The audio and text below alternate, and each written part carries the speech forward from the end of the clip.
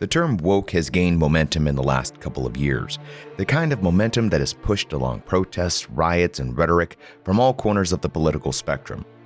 It's a word that seems to mean different things to different people, but at its core, woke is a status of awareness and the preamble to a call to action. The question is, what change is being called for? And when it comes to a woke military, there are serious implications and consequences that involve race, gender, sexual preference, pretty much every hot-button contemporary social issue. But what is woke?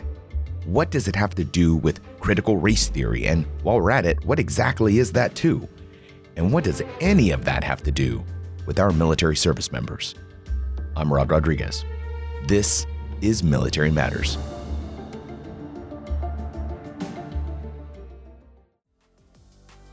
Want to keep your dollars and cents? Then download the Sense app from the Office of Financial Readiness. That's Sense, S-E-N, money sign, E, to save for retirement, build credit, create a spending plan, or buying a home. You can't do any of those things without money. So if you have sense, you'll download the Sense app. That's S-E-N, money sign, E, today. And be sure to follow at DoD FinRed on Facebook, Twitter, Instagram, and YouTube.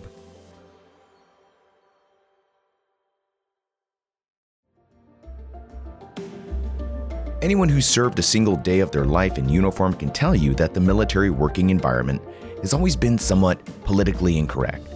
Much to the chagrin of EO reps everywhere, the working environment within the DoD as a whole is more often than not rife with jokes and conversations that would be considered NSFW or not safe for work in the civilian sector. For some, this is a way of life that distinguishes the military from other occupations, a place for the rough and tumble, a work environment not for the thin-skinned, and where the color of said skin doesn't matter, because at some point you will be at the pointy end of a joke.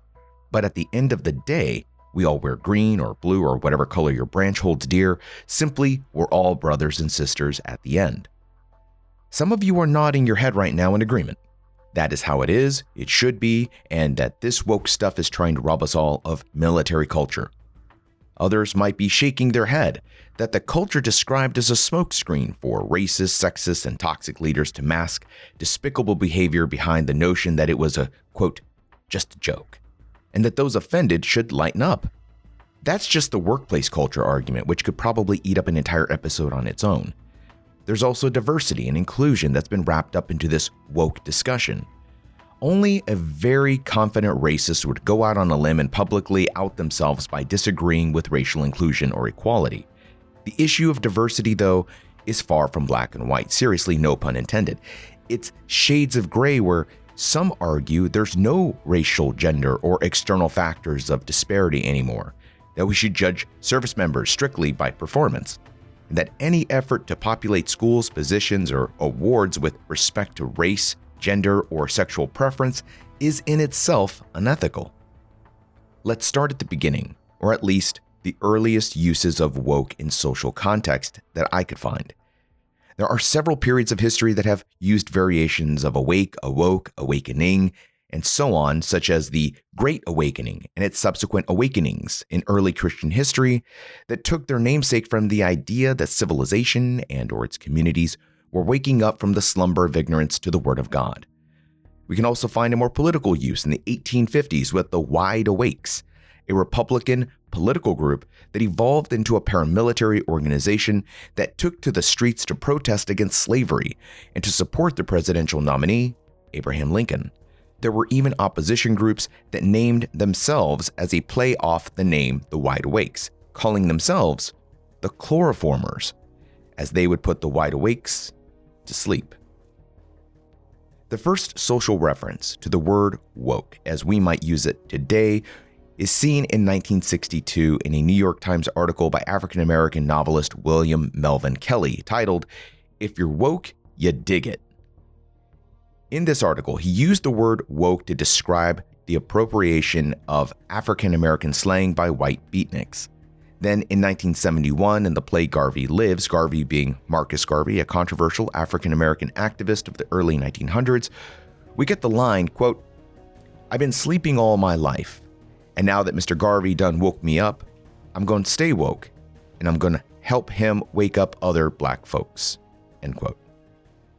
All right, so let's stop right here in 1971. We're only 6 years after the Civil Rights Act of 1964. So before we go any further down the woke rabbit hole, let's look at exactly what woke means right now in 1971. It means being aware. It's a term alluding to having been asleep, unaware, maybe even ignorant of something bigger. For early Christians, it was an awakening to God, and later it would be just about being asleep or unaware of the dangers or travesty that was slavery, racism, and discrimination. But woke became synonymous with being aware of social injustice. So that's basically woke in 1971. And we would see the term pop up again in rap, poetry, literature, usually in reference to the ongoing post-civil rights racial issues that this country would face well into the 2000s and as recently as the riots and protests over the death of George Floyd. But the word woke has picked up other uses along the way.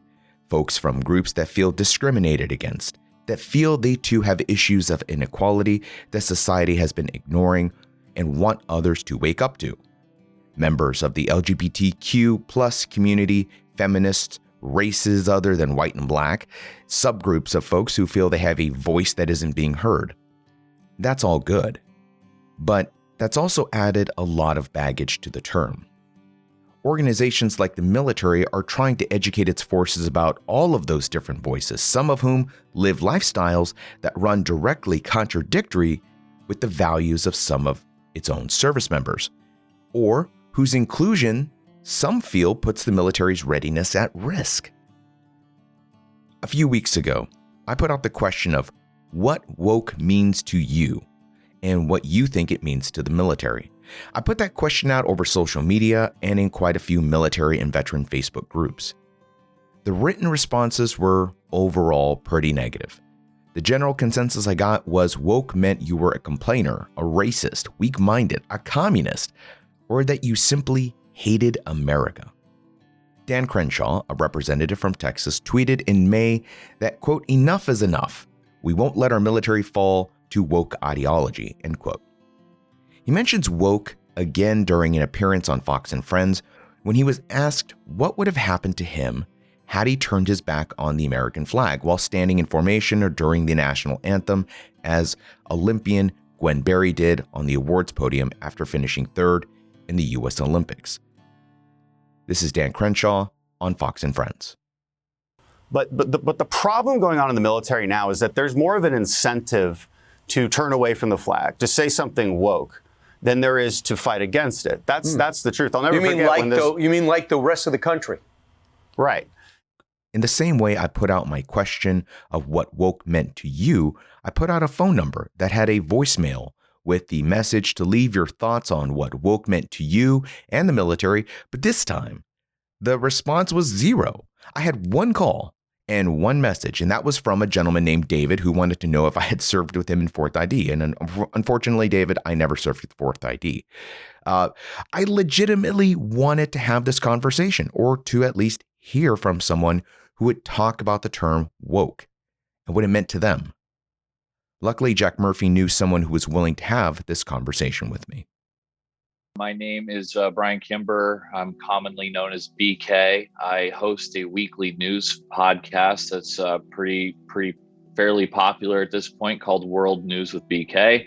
It's once a week, concentrates on international news, conflict, military, and of course, politics.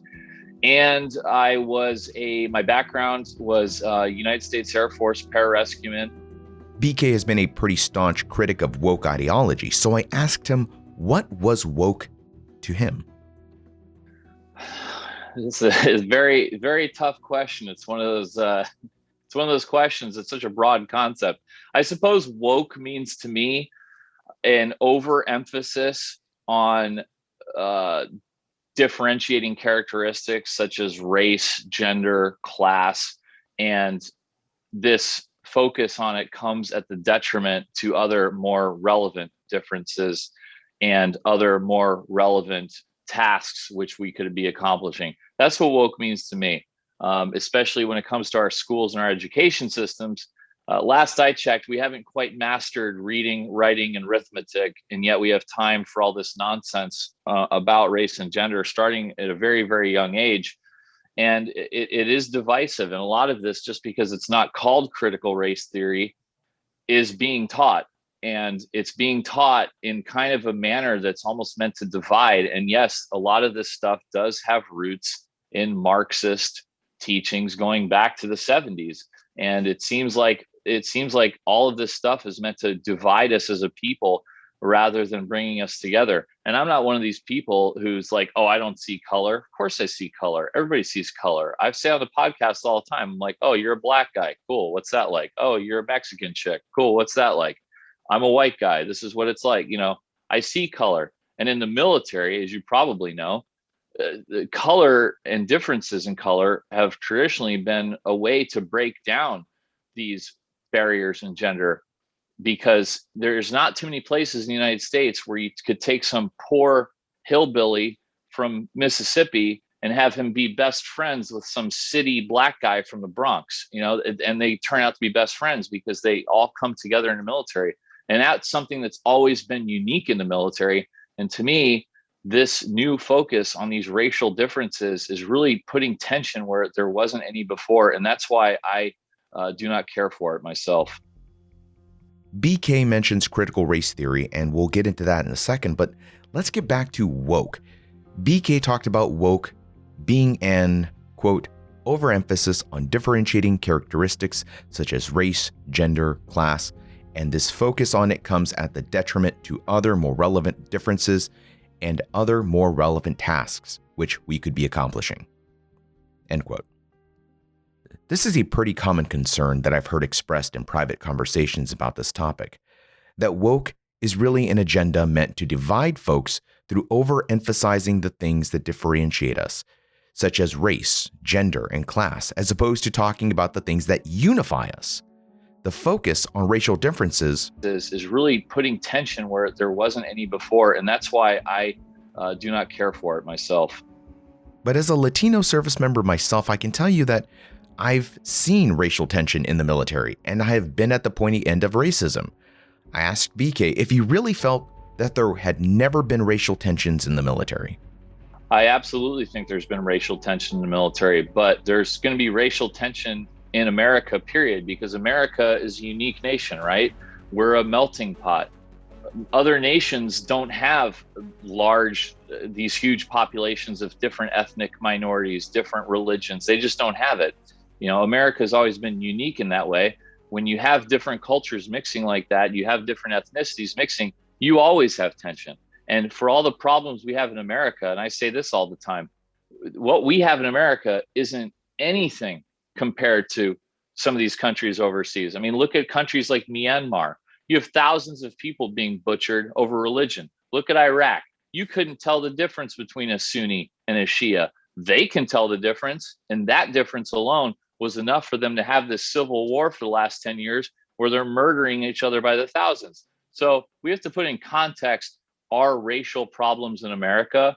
To me, and this is an indication of we don't know world events very well in America, the racial differences in America, in my opinion, pale in comparison to ethnic conflict overseas, where literally they're having genocide and civil war over these perceived ethnic differences. We don't have that in America. We have some fighting. We have some viral videos, that go on. We have some racial slurs thrown around. We do not have what's going on in these other countries. In comparison with the racial genocide in less developed countries, sure, our racial issues seem pretty petty. Lawmakers aren't proposing rounding up folks by race and systematically killing them. Our country is a melting pot, as BK stated, and if you've ever seen a real pot with something melting in it, you'll know that it isn't a hospitable place. So yeah, tensions here are real. People get hurt, people get killed. And if there's anything we can learn from those countries engaged in ethnic cleansing is how not to go down the roads that have led to that. But there's a difference between learning about ugly parts of your history and learning victimization. We talked about what woke meant, being aware of social injustice. I wanted to know what BK thought of that definition as opposed to the woke ideology he and folks like Representative Crenshaw were referring to? Well, I know that's what the meaning is, but because I heard it used so often by people that I disliked, I most often use it as a pejorative now. I'm not going to lie. So I'll take the hit on that one. But I feel like wokeness has become like a shield as well. And it's blocking real criticism. And I think a perfect example is the transgender movement throughout the last few years in the military. And it's funny because I have several transgender listeners I know who I correspond with, and I've had discussions with them. But the fact is the media grossly distorted what Trump's transgender policy was. Contrary to what they kept putting out, transgenders were not banned from the military under Trump. You could be transgender.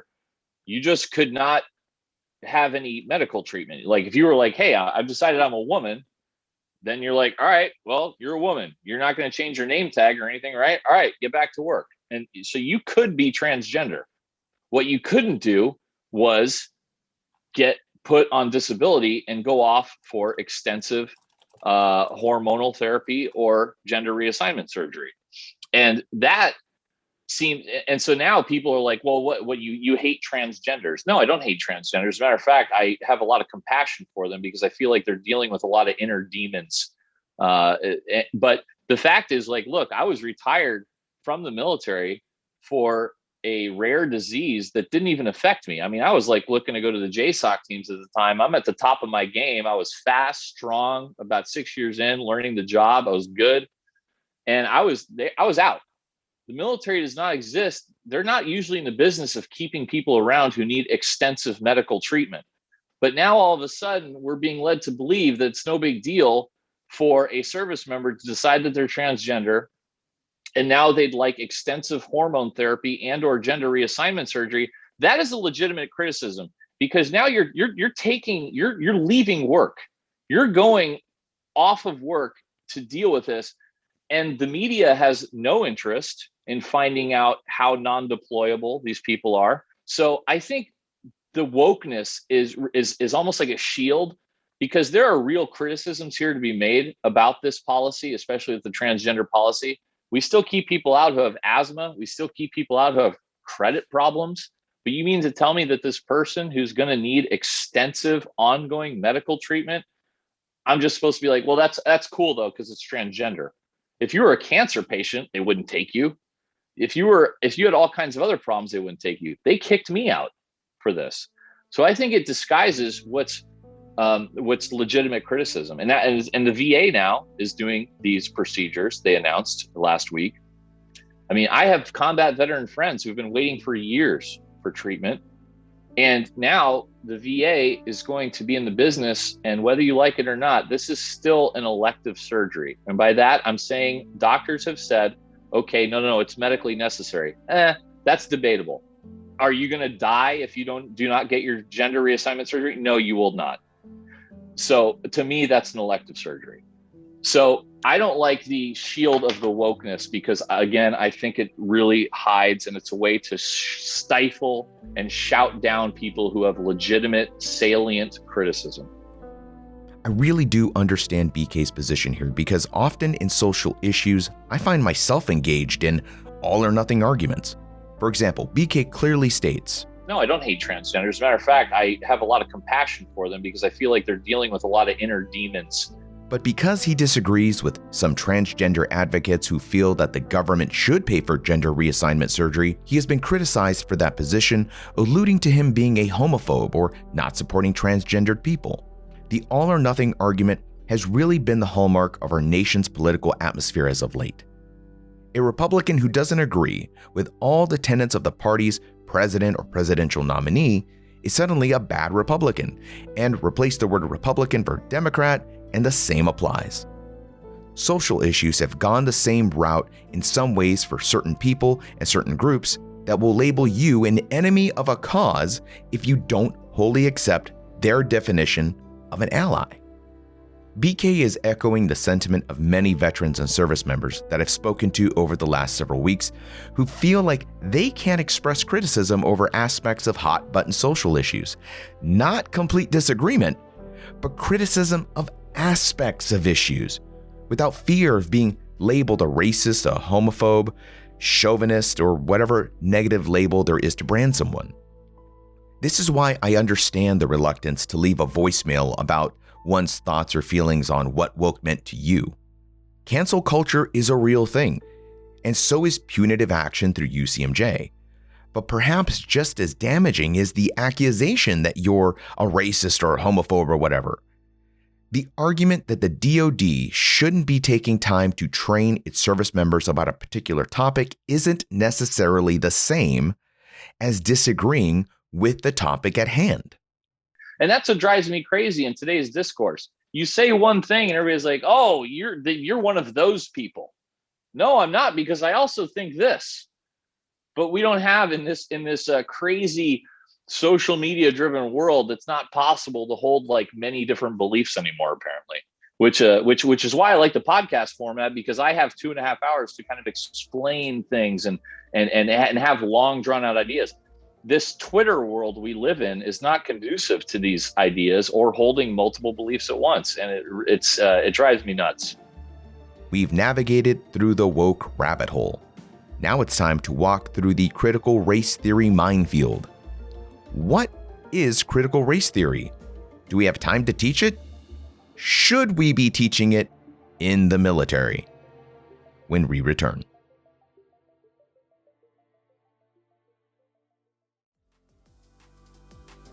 Are you a military spouse? MilSpouse Money Mission educates and empowers those whom service members rely on most. So if you're the household 6, captain of the homestead, leader of the domicile, check out MilSpouse Money Mission from the Office of Financial Readiness. Also, they have an app, Sense app, SEN money sign E, to save for retirement, build credit, create a spending plan, or buying a home. If the last year taught us anything, it was how important it is to save for a rainy day or a COVID year. So if you have any sense, you'll download the Sense app. That's SEN money sign E today. And be sure to follow at DoD FinRed on Facebook, Twitter, Instagram, and YouTube. Well, do you agree that critical race theory should or should not be taught in our military academies? As I said earlier, thanks, Congressman, for the question, and thanks for your continued support. Thanks for your service. Thank you. This is not something that the United States military is embracing and pushing and causing people to subscribe to. Whether or not this was some sort of critical examination of different theories, I don't know. But we need to understand our past. I want to be very clear. But can you agree at least that understanding whiteness and white rage presented in Ike Hall over 100 cadets probably is something that we shouldn't be teaching our future leaders of the United States Army? As you have described it, it certainly sounds like that's something that should not occur. Again, I would like to know the specifics of the. Thank you, Mr. Secretary. That was an exchange between Secretary of Defense Lloyd Austin and Representative Matt Gaetz of Florida. Critical race theory, or CRT, as it is called, like woke, has become a popular term as of late because of exchanges like these between lawmakers and the Department of Defense. Finding a real definition for CRT that didn't feel politically slanted was pretty difficult, and perhaps it's impossible. But I did my best and found an expert who helped shed some light on this topic that somewhat goes hand in hand with woke. My name is John Witte. I'm a professor emeritus from the University of Wisconsin Madison in the departments of political science and the Robert Lafollette School of Public Affairs, which is a public policy school. And I'm because of my work in education, which is all inner city education, I become involved in a lot of racial issues. So what is critical race theory? Well, it does not have a specific meaning, a singular meaning. It's used very differently by different people. The commonality is two things. One is that current racial issues are inherent in society, and they trace back to slavery. So we're talking really, when you talk critical race theory, we're talking about African American race theory, not because it does. That's the common thing. It's the thread is it goes back to slavery, and there's a lot of differences after that point, because some of the proponents will think that that is a current issue and the current responsibility of people today because of that fact. And there are some, I think, a lot of white proponents who say, wait a minute, I agree with you that the problems are there. We agree that the origins may be slavery, but it's pretty hard for me to understand why I should be held responsible for something that happened 10 generations ago. So that's the difference that you hear right now in the big controversy over critical race theory, at least among the white population and the non-African American population. There are lots of criticisms about CRT, one of which Dr. Witte touched on is that for some, it's about blaming white people of today as a whole for historical events, policies, and governance. I wanted to know if this type of blame was academically supported as part of critical race theory. There's no more consistency in the academic world on this subject than in the media world or in the everyday world.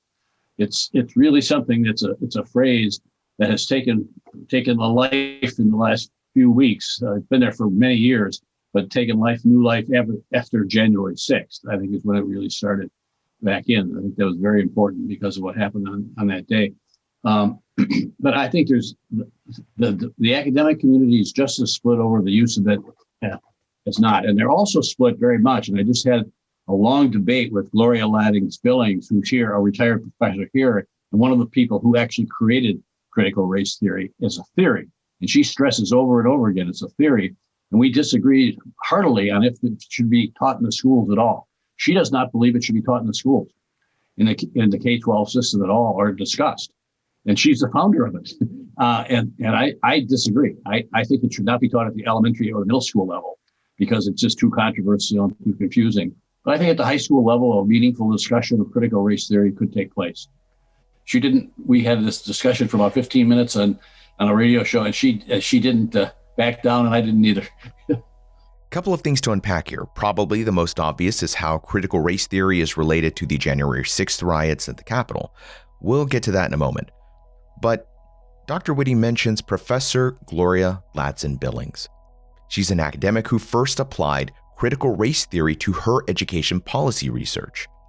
She's very much been there since the beginning, and when asked during the very interview Dr. Witte had mentioned, she provided her definition of critical race theory being, quote, "It is an attempt to begin to understand racial disparity. If you look over the history of the nation, we started out in 1600 up into the mid-20th century, literally saying that the reason there were racial disparities is because there were biological and intellectual deficiencies. We finally put that myth to rest, and eugenics has fallen out of favor. I would say in the next few years, we begin to look at issues of equal opportunity. So we had the Brown decision. Certainly we had Reconstruction. We had the Brown decision, the Civil Rights Movement, the Voting Rights Act. So we've had the opportunities, but they all get rolled back. We can show you clearly in the history of the nation that we roll those back. So critical race theory is yet another way to think about how do we understand racial disparity?" End quote. The interviewer asked her clearly, does critical race theory teach to hate white people? Her response was, quote, "Absolutely not. In several of the interviews that I have done before, I've done interviews with print reporters, I've sent them articles, I've written in them when they contacted me. I said, what in those articles says that you should hate white people? They all agree it's not there. It's not there." End quote. All right, so critical race theory is talking about racial disparity that existed before and how it exists today. But is there actual racial disparity today? There are those that will point to our nation's first black president, to the Civil Rights Act, to the prominence of black actors, musicians, writers, and athletes, that perhaps those people are indicators that racial disparity doesn't exist anymore. In other words, it's in the education institutions, it's our employment. It starts very young with children. It's in our criminal system. And if you take a look at the raw numbers on these situations, it's pretty hard to say there isn't, because African American, particularly males, but females as well, do not do as well in all of those situations. They don't do as well in income. They don't do as well in education. They have higher incarceration rates. In my state, very high. For example, the gaps in Wisconsin between whites and blacks in education and incarceration are just enormous, highest in the country. So it's hard to deny the statistical side of that. The question, of course, is the causation side. And if the causation side is just blatant discrimination, I think a lot of people resist that because they don't see themselves as racist. They don't see how that could happen. Now, having said that, and I put myself in that category, having said that, I had a friend of mine once who's African-American who told me something, and he's a very sophisticated guy, more than I am probably, and educated and well off. He told me that the one thing you don't understand is when I go into a grocery store, a clerk follows me around. Or if I go into a pharmacy, it's very likely that some young kid who's working behind the counter with the people behind the counter is going to follow me around because they think I'm going to steal something. And I must admit, I have never in my life felt anything like that in any kind of a situation like that. And that's a terrible, terrible thought. And this is not an exaggerated person. This has got to be something that happens to people all the time of race. And if you think about that, those sort of anecdotes, it does make you wonder a lot. This is where I think a lot of people feel the heartburn when it comes to critical race theory. Some folks don't want to accept that experiences like being followed around in a store, being pulled over for no reason other than the color of your skin, or racism in general still exist. But again, as someone whose skin is brown, I can tell you that it does exist. And for those who deny it, I don't know how to prove to you that it's a thing without having a full-blown argument. It's back to the all or nothing argument. For some folks, there is a sentiment that discussion of racial disparity is either blaming all white people for racism or accepting that racism doesn't exist. That the answer can't possibly be that racism exists because some people are racist. Which brings us back to critical race theory again. Not blaming anyone for racism, but simply bringing about the discussion of racial disparity in the United States often through the lens of African Americans. As for critical race theory being taught, well, it's not being taught at the K through 12 level. In fact, Professor Gloria Ladson-Billings expressly does not think it should be taught even to undergraduates. She believes that it's just a theory in the academic sense, and that she only introduced it to, quote, to graduate students looking for a theoretical frame to bolster an argument, end quote. Well, first of all, it's very hard to deal with it, to deal with race. And the reason for that is everybody has their own race. And so they're sitting there in front of this classroom and they're going to say, no, wait a minute, I can't, which side do I take? I got to be careful. For my case, I'm a white male. I got to be careful. I probably would play down being privileges. I would probably play up the privileges of white maleness just simply so I don't think I'm taking sides. But that shows you how difficult it is to deal with these things. And also, it's fragile in the sense that you can really harm people. I told somebody in an interview earlier today that one of the things, if you do this, teaching it, what you got to do is you got to keep your eyes on the eyes of the students and the faces of the students. And when you see grimaces and things, and you're going to see them, that's when you know you might have stepped over a line and said something that offended somebody. And you don't know if it's going to be white or black, but you got to be very cognizant of that. So it's a difficult thing to do. I would do it actually, and the way I did these sorts of things was I did it by setting up discussion situations, such as what if I'd set up, it's sort of the Harvard case method, but done personally, set up a situation where you're in a racial context situation and there's a racial setup, and to start a discussion about what would you do in that context, rather than simply saying and certainly I don't think the generals and top people should do it because they will be bound by policy and every word they say will be probably recorded or reported or something. So I would not let top level people do this class. I mean, supporting it in policy areas and in public like the general did, that's fine. That's their role. Not teaching in an individual class, say at West Point, even. And that's the highest level you got. So that's the way I think you'd set it up through scenarios and then draw it out from there. I don't think lecturing on it in any ways is going to get you anything but either look fake or look canned or look like you're not telling the truth to them. During another exchange in Washington, Senator Cotton of Arkansas presented Secretary of Defense Austin several examples of classes taught by service members to service members about race that missed the mark and were reported to Congressman Crenshaw's whistleblower website, the same one he tweeted about mentioning woke ideology.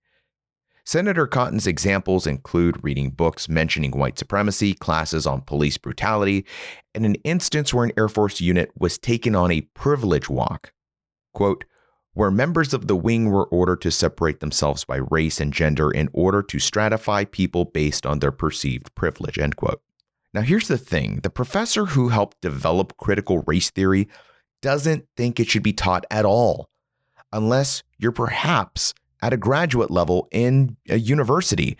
And Dr. Witte feels like this topic needs to be taught very carefully by someone who knows how to teach this topic, preferably a professional educator. What seems to have happened is that military units were told, hey, talk about this topic and do a class on it. And that's what they did.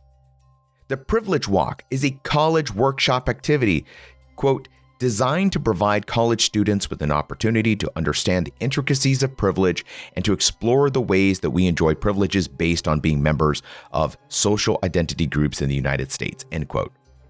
This is a college workshop activity that itself has been heavily criticized, and many organizations and institutions don't even do it anymore.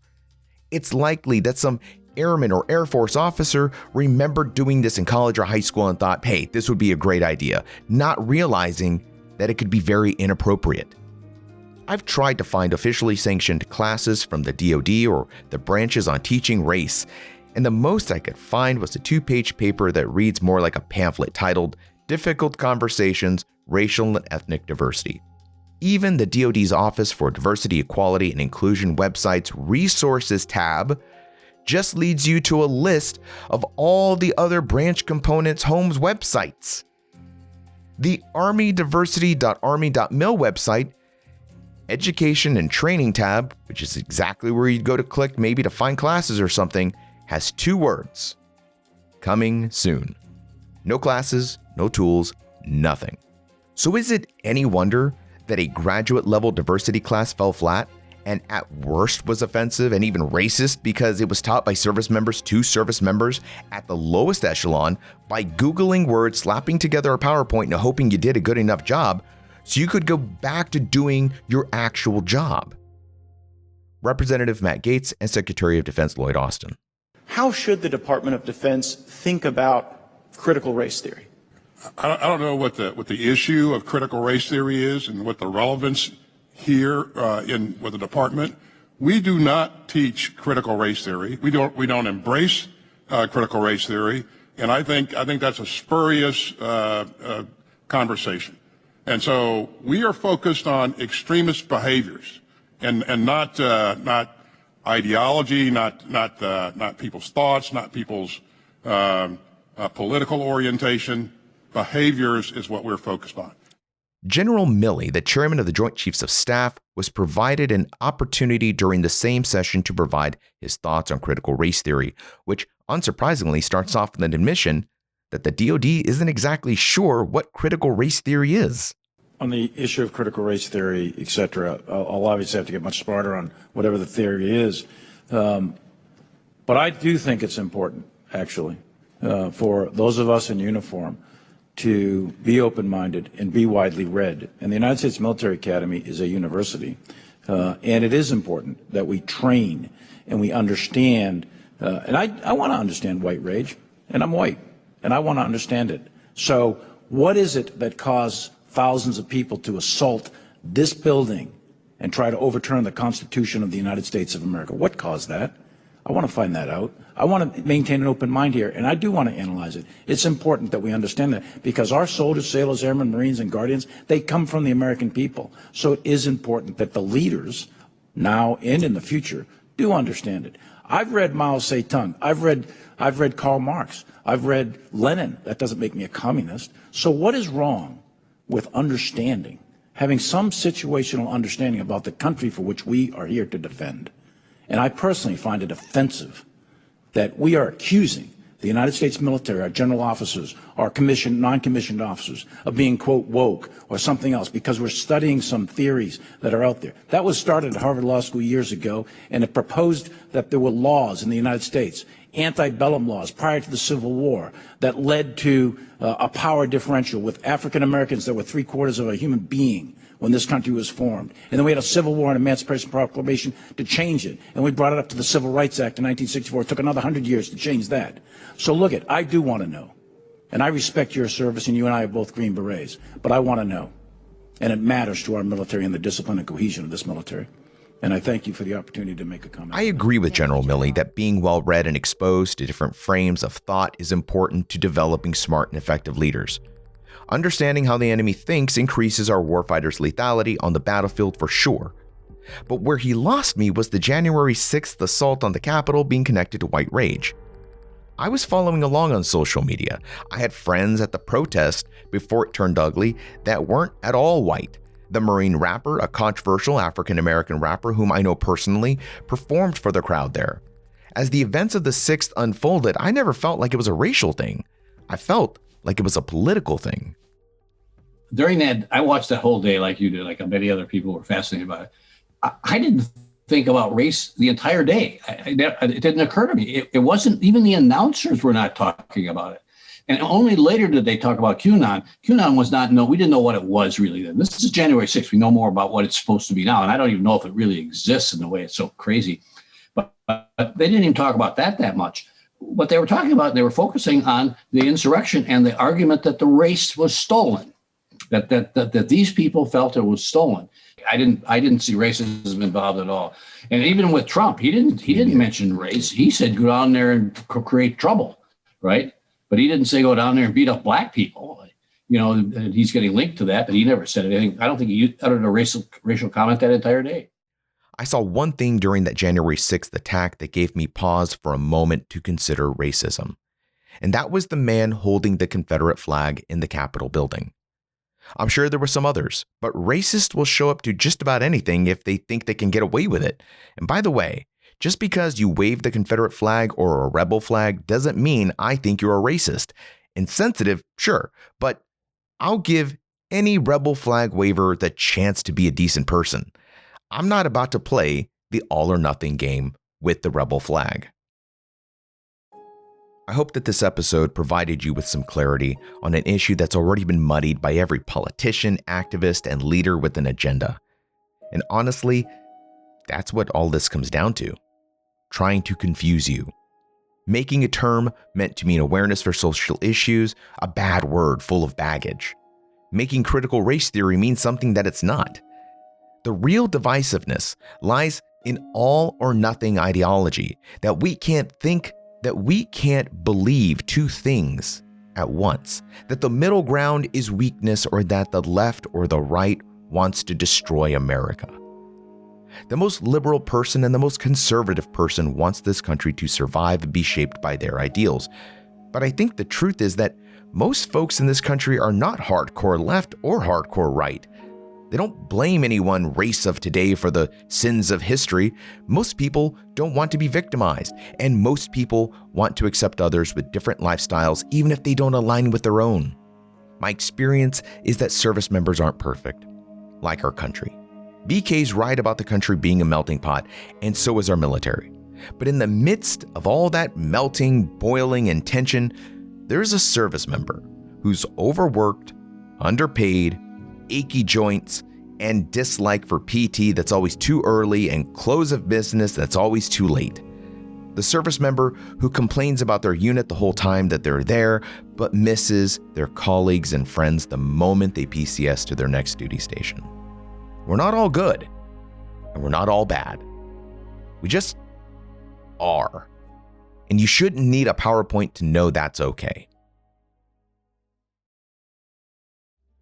This episode was written and produced by me, Rod Rodriguez, with additional assistance by Jack Murphy. Huge thanks to Brian Kimber, BK, and Dr. John Witte for their time and expertise. BK's social media links will be in the show notes. Be sure to leave us a review on Apple Podcasts and follow us on Twitter at StripesMMPod. That's StripesMMPod. Go to stripes.com and use promo code podcast to get 50% off your digital subscription. That's 50% off when you use promo code podcast. I'm Rod Rodriguez, and I will see you at the next episode.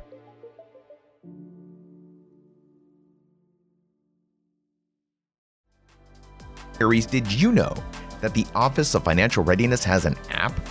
Download Sense app. That's SEN money sign E. Sense app has the information you need for saving for retirement, building credit, creating a spending plan, or buying a home. FinRed has the tools you need. Download Sense app for tips on the go and follow at DoD FinRed on Facebook, Twitter, Instagram, and YouTube.